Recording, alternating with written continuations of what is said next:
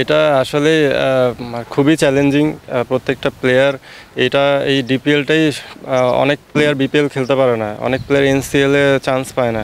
তো দেখা গেল ডিপিএলটাই একটা সরাসরি কন্ট্রাক্ট থাকে, তো এইটা খেলেই এক একটা দেখা গেল প্লেয়ার ফ্যামিলি চালাতে হয়, সারা বছর কষ্ট করতে। আর ক্রিকেট খেলা আসলে অনেক এক্সপিরিয়েন্স।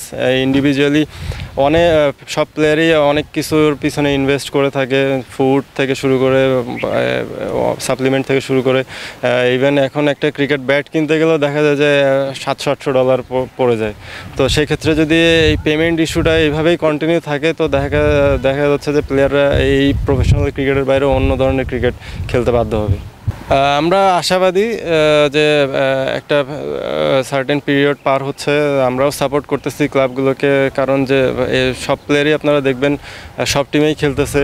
আর দিন শেষে সবাই খেলাটাকে ভালোবাসে, আমরা খেলাটাকে এনজয় করি, ঠিক আছে। পেমেন্টটা সবচেয়ে বড় ইস্যু হওয়ার পরে আমরা খেলাটার পিছনে যেরকম এফোর্ট দিচ্ছি, এটা শো করে যে আসলে আমরা ক্রিকেটটাকে কতটা মনে প্রাণে ধারণ করি।